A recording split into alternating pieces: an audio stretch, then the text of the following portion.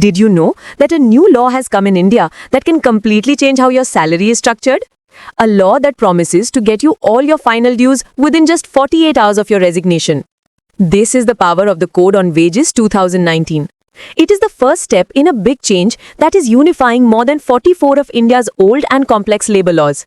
Its goal is simplification, transparency, and a strong safety net for nearly 50 crore workers. This code replaces four major laws: the Payment of Wages Act, the Minimum Wages Act, the Payment of Bonus Act, and the Equal Remuneration Act. Before, some laws only applied to certain industries or salary levels. But this code is for everyone. Every company, every employee, whether they are in the organized sector or the unorganized sector. It has also introduced a new concept called the floor wage, a national baseline. No state government can set a minimum wage lower than this floor wage. But the biggest and revolutionary change in this code is the new definition of wages. For years, it was a common practice to keep the basic salary low and increase the allowances. This was a kind of legal loophole that allowed companies to contribute less towards important benefits like provident fund and gratuity. Now, under this new code, your allowances cannot be more than 50% of your total remuneration.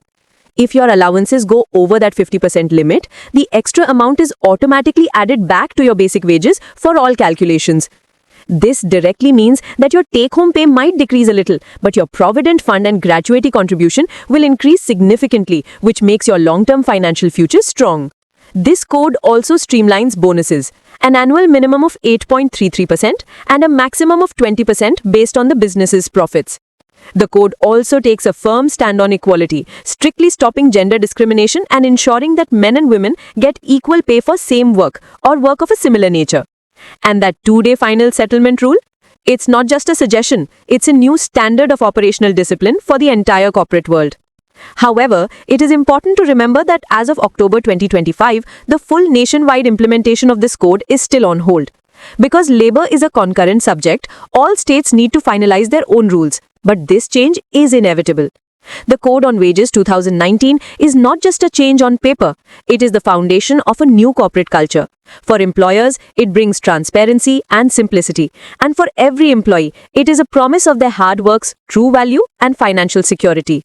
This code is a belief that every worker in India, whether on the factory floor or in a corporate office, deserves a better, secure, and dignified future.